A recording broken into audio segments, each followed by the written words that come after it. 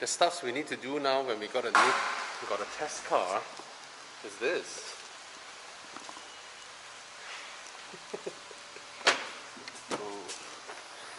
Yep, so my team got me another test car, but before that,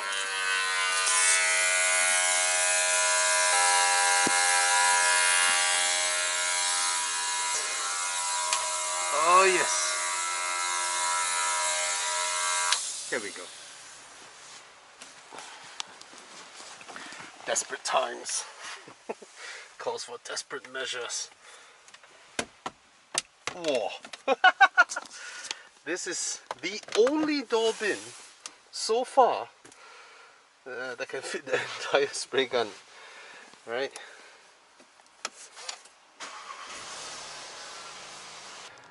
Yep, Tiguan, familiar car, but they have been updating the car. One thing I noticed VW recently is that they keep updating the cars. Really good. Anything new, they will update. You know, keep. Okay, let's go have a drive. Check out the car. Yeah, let's be more energetic. When I switched to Pro mileage, in my case, I got 46-47% of savings for that car. Pro mileage was the only one that gave me 5,000 extra value to cover, yet still cheaper, a lot less. A lot less.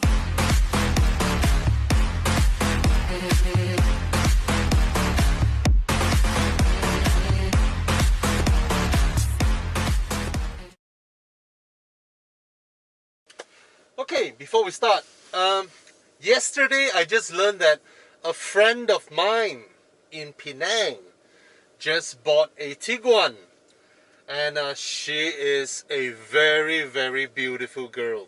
I think she's arguably the most prettiest girl in all of Penang. Yep, she just bought a Tiguan. So, hi Chu Yang. Anyway, this I see is the R line, so this should be the 2-liter, the high spec version. Familiar, everything is familiar, but of course this is much newer, right? The infotainment, the steering wheel, a newer one from when I tested back then, and a flat bottom steering wheel. Flat bottom steering wheel is really good for people like me with very fat thighs. Alright, digital cluster, frameless rear view mirror, good quality visors, and a top console which has 2 compartments, major compartments. Fantastic. I think that's really good. And we'll go through the stuffs, but now first, proper seating position, let's go for a drive. One thing I want to tell you guys is this one has a dual clutch, right? So when you're in situations like these where you have slopes and all that, I would highly recommend, when you drive the Tiguan, always turn on your auto hold. Why? Dual clutch gearboxes, they couple when you apply your throttle pedal. When you don't, see I'm in reverse now, right? When you don't, they immediately let go and you roll down. So, but when you are on auto hold, when you press the brakes, they won't roll, right? Always use that. Okay, let's go. As always, it pulls strongly. Visibility is fantastic. The size of the steering wheel is fantastic. This is just right for this car. The girth of the steering wheel is really good as well. It's not too fat like some M Sport BMWs where You literally grab them like that. Okay, I'm a bit exaggerating, right? Nevertheless, power delivery is very good. Barely a hint of delay. And driving Volkswagens are always a pleasant experience. You know, great suspension, good engine, very good soundproofing, and then you look at the price. It's bang for buck.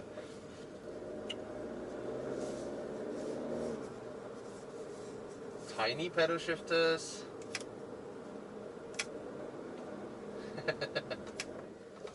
Do they go back to normal drive if I don't touch it? They used to.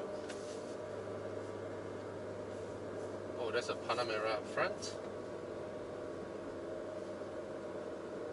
Do they? Do they not now? Get left turn. They stay there. Different logics. So I'll just push it, come back. I'm in D again. Very good performance. Are there drive modes, I wonder? Whoa. So I just pull down for sports. That's it. Just the transmission. Alright?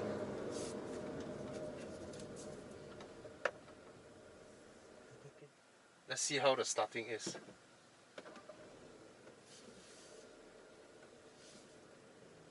Dual clutch. The interesting thing with dual clutch is I let go of the brake pedal. It starts the car, but it doesn't roll. I need to apply a little bit of throttle for the transmission to couple. You know? But it's not something that you feel alien, to be honest.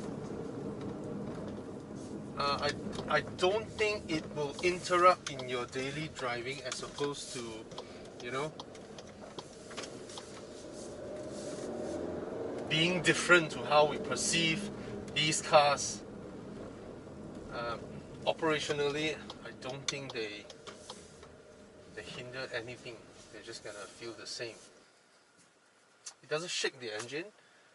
It starts fairly quickly when I apply the throttle, but it cannot be compared to the 48 volt valve, 48 volt system. All right.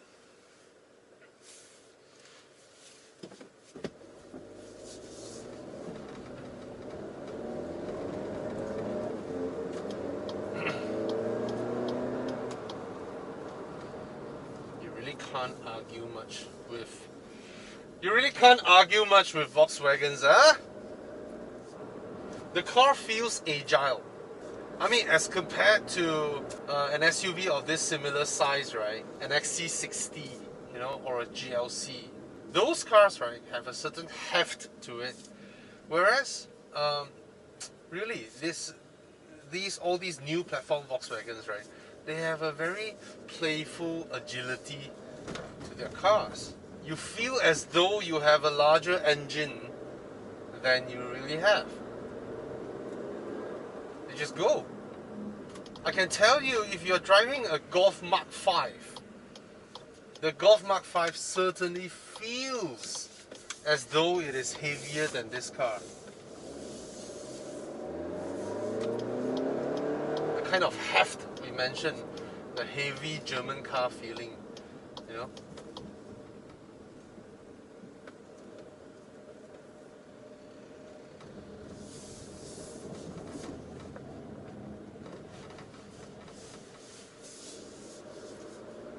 It's like those cars where you feel like you can point it anywhere and then you'll just do it, you know? It's nice. I mean, in daily driving, I don't mean some sporty mountain road, you know, it's able to do all sorts of crazy shit. No.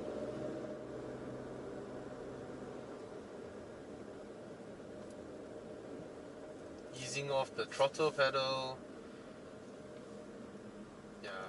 Even come to a slow speed, you no longer feel, you know, dual clutch, that kind of little bit of a springy feel as you slow down. All those are gone, to be honest. And for those of you still wondering, hey, Volkswagen, you know, can buy and all that. To be honest, since 2016 or 17, the Passat, we don't hear big failures, like big issues and all that. No longer hear that. Right? Car drives really well. Visibility is really good. And what we need to go through now is just all the little details. Oh, little bird. Nice. But the overall soundproofing, the touch points, all this, right, really still gives you that German premium feel that people like when they buy a premium car, you know? Yeah. But this is a very, it's a slope with a very high gradient. Alright?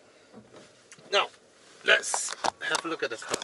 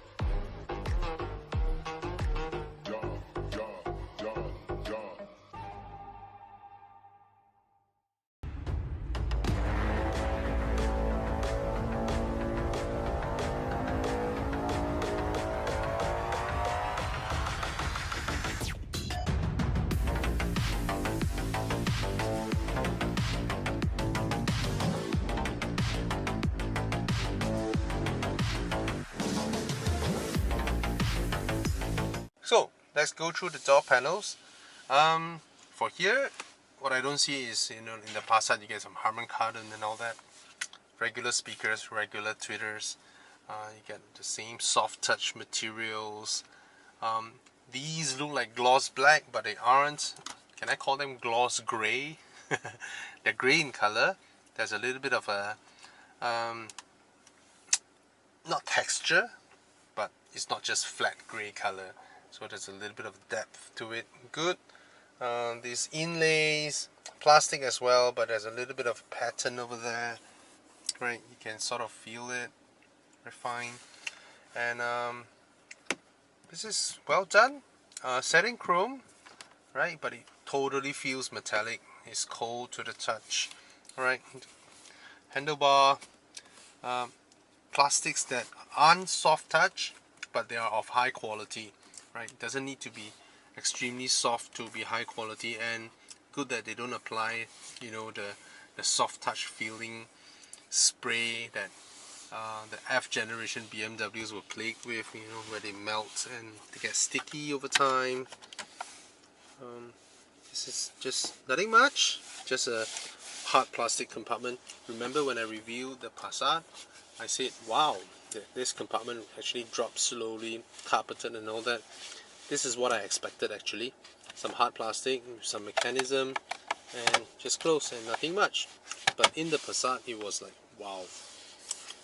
Alright, door bins are huge, okay, and they're carpeted, which is really good, which means that when you put your smart tag, when you put your other stuffs, they don't move around and create a lot of noise, you know, they're dampened.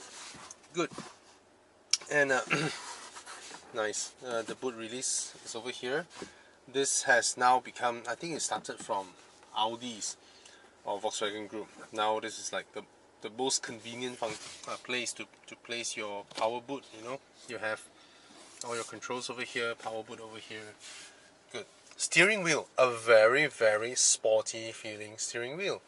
First off, you get this satin chrome finishing, which is really nice. Does that remind you of a Porsche steering wheel?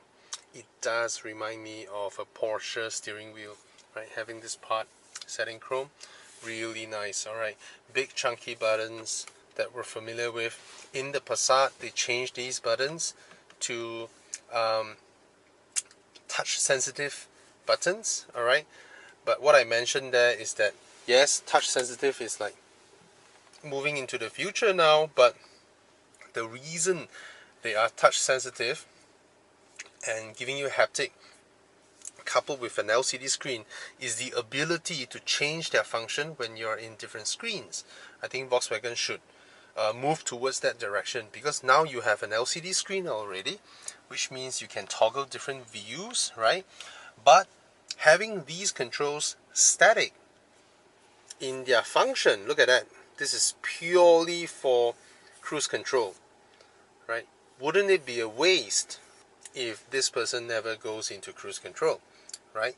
What I mean is, if you look at Mercedes-Benz, they have their buttons and they became soft keys, which means in different screen conditions, the buttons may serve a different function. I think that's the way moving forward, alright? Especially with LCD screens. Now the LCD has no issues, alright? Of course, Volkswagen needs to have a little bit of a differentiation with an Audi, so that's why you will see that the graphics actually move slightly slower, refresh rates are slightly lower, but I can tell you it's of no concern in daily driving, alright? The legibility is really good, the contrast is good, so this is a good LCD. Even the graphics, I would say it still makes more sense than BMW's. BMW just turn to LCD and that's all they do. You know, they don't add a lot of function to it. Alright, coming to this one. This one is extremely high quality as compared to this. You know, graphics are pin sharp. This is just very high quality, and the refresh rates are really good, responsive. And you hear that? There's a feedback. Alright, of course, when you're outside here, it is a manual system that is familiar with phones. Actually, the whole thing looks very familiar to phones. You know, it's just icons, and then after you move in, it's just a linear menu, and just clear and easy to read, and it's very easy. Alright, so oh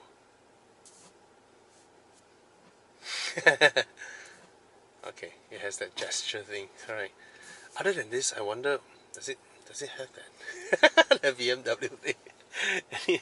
Anyway, there's menu and there's home. So this home screen allows you to customize things, right? You can drop stuffs over here and choose your favorite stuffs. I am for one that felt that these actually raises the complexity, which youngsters would love, and for older people like me, I would just, you know, but youngsters love doing stuff like these. You know, wow, there's a lot going on. There is a lot going on. Alright, I can sort of figure that you can drop different things over here, and you can have your map, you can have your phone, you can have your Bluetooth. It will be your most used screen, because, to be honest, sometimes sat-nav, you don't have to look at it full screen all the time, right? And if we're able to still, okay, it's a shortcut that you come here, you know, and yeah, after I come here, how do I go back to that screen? I press home. That's the only way. Which, in a way, it makes sense. In a way, you'll be thinking, why aren't these over here? Menu, home, and all that over here, since I'm driving over here. But it's not too far, you know. Okay, let's not fret over it. This is aircon panels. Very familiar, we're used to it. This is their older one.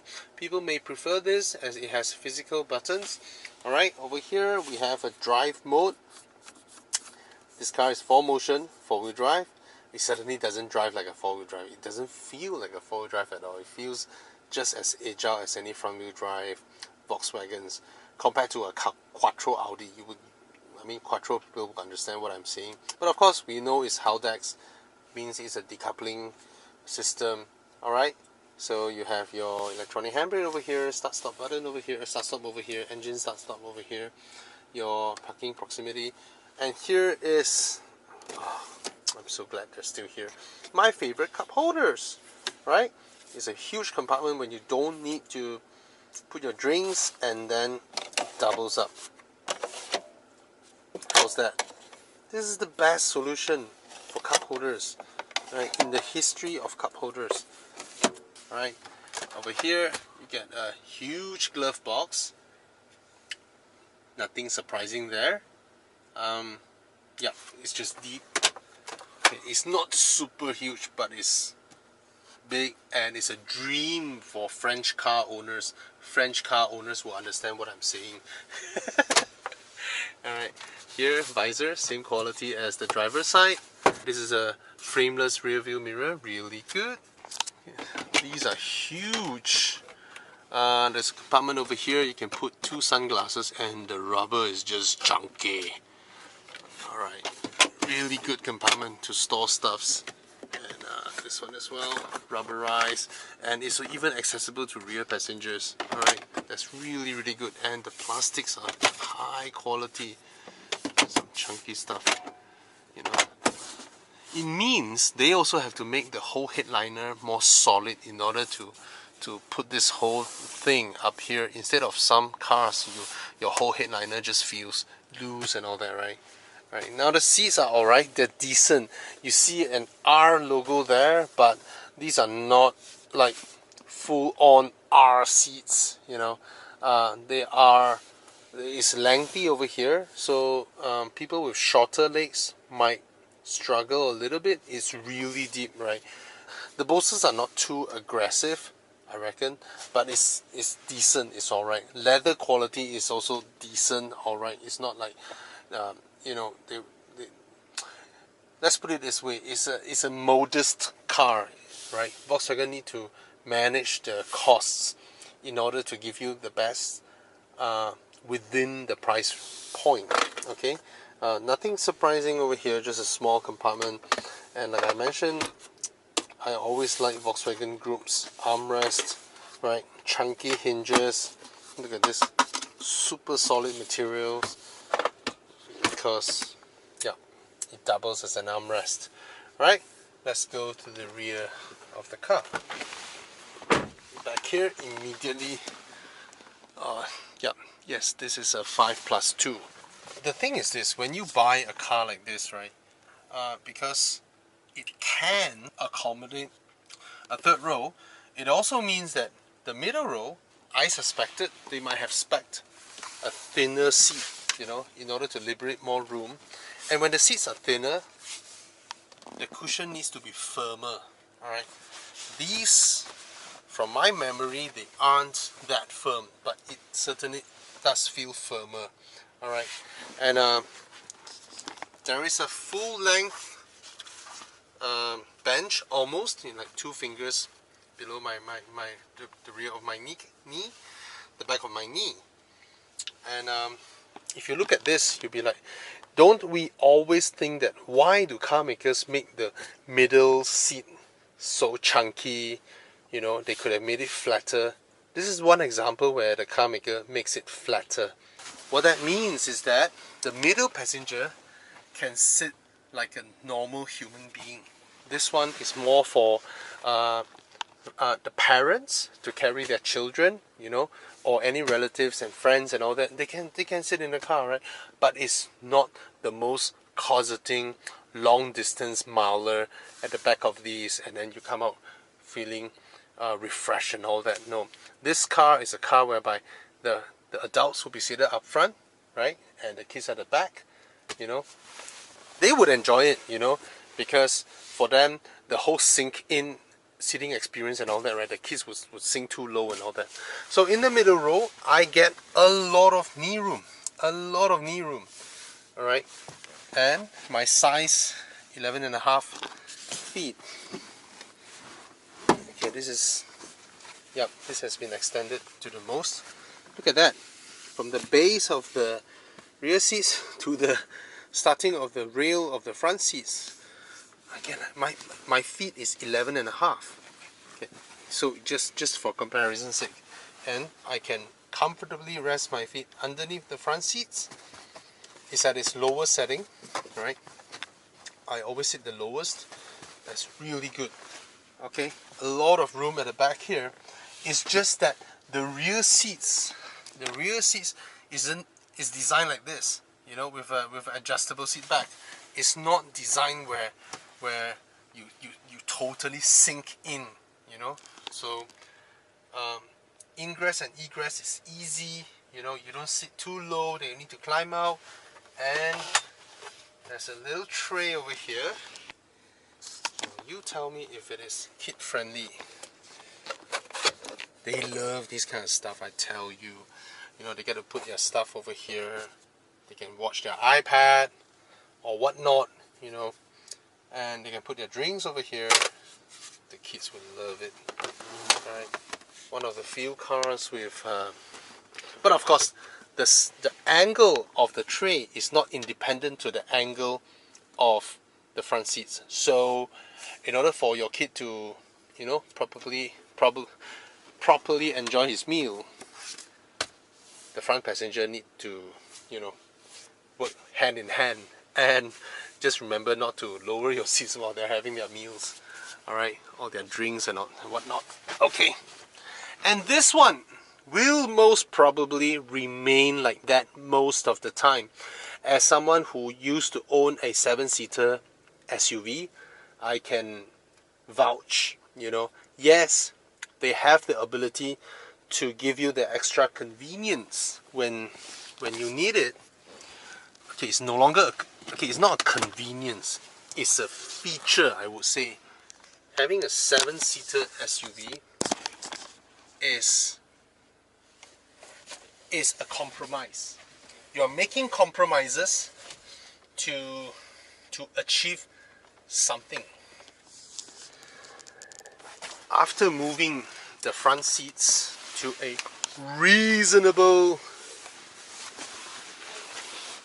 position, remember what I said, unused space is unused space. That means if my knees are 3 fists ahead of the seat in front versus my knees is half a fist with the seat in front, it is the difference of 2 or 3 fists of unused space, right? But when, I mean, of course, when it's further up front, you feel liberating, right? But when you need to have someone behind you, at least I don't need to bury my knees into the front seats, right? Alright, you can see that, right? So now I will attempt to move myself. Sorry for witnessing a gorilla moving about. Can this be lower? No. Okay. Now you see that? Now at the back here, you have to rely on your friends up front to give you some love. Sorry. They will have to send you some love with the 2 stuffs up front. You see those vents? Yes, they direct cold air to the back, but as you can see, there aren't much distractions. Of course, it would be great if they took the effort to route some aircon vents all the way to the back here for seats that won't be used 90% of the time, right? So take this as that of an emergency used seat. Alright, it will not be something that you use day in and out. Okay, it's for emergency use at best. But I tell you, kids will love it. So here's how the boot looks like. Now for 3-row SUV MPVs, you know, with 5+2 seating and all that, right, where there's a high chance of users putting up the headrest this high, I would suggest them to have a different mechanism to lower it. Maybe a button here or something, instead of this old mechanism that we're all familiar with, but not the most user-friendly. Now, This is really well designed. I've always hoped that SUVs, you know, actually have two hidden seats at the back. Since it's a flat floor most of the time, it would be great to have a hidden, you know. Look at that. This is well designed. Very, very well designed. The tonneau cover is over here, right? And it fits over here and here. And unlike my previous XC90, when I removed my tonneau cover, I have absolutely no place to put it. Volkswagen actually designed it in a way whereby you can leave them inside here with a dedicated compartment, you know, safely stored here with a really chunky, well-designed cover that you can immediately understand how to store it. Look at that. How's that? And it provides a flat loading floor. You still have some space here to put your stuff, left and right. Very well designed. Alright, very, very well designed. I hope all SUVs have, you know, two small little seats at the back. Power tailgate. This is the 4Motion.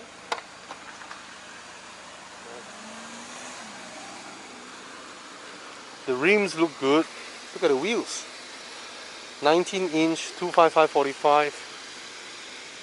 Very good looking wheels. And from the outside, it doesn't look like a lengthened version at all, even though it is. It's actually technically a long wheelbase, but I think the proportions suit the car even better because this car has a chunky outlook, right? Still looks good. Nice. Yep. R-line.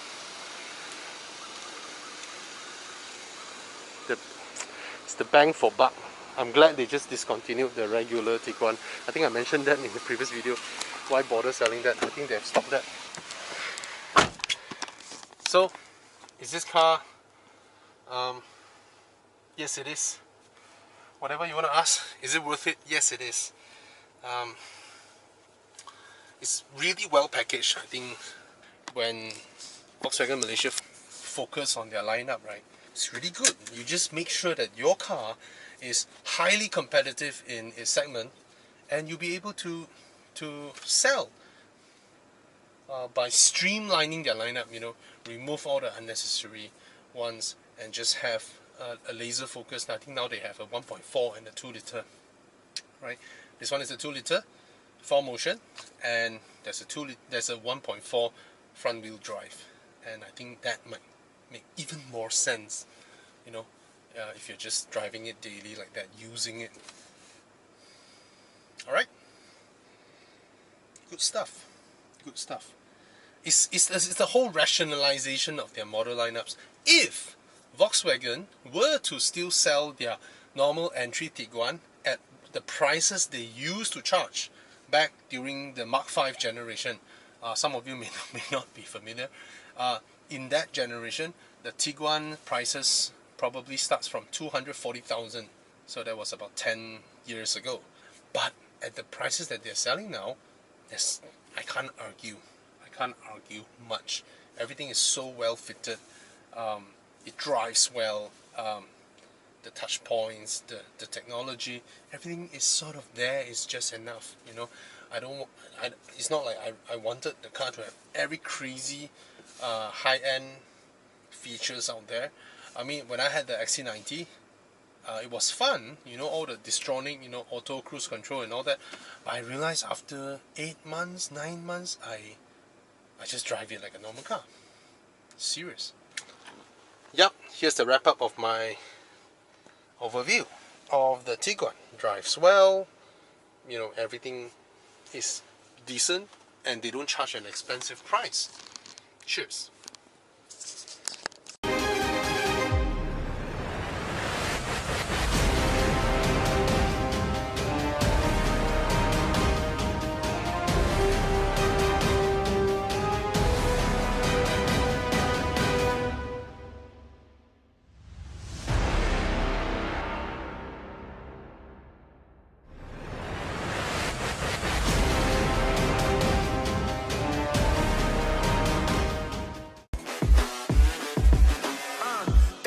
that the brothers on the rise now. Endless celebrations all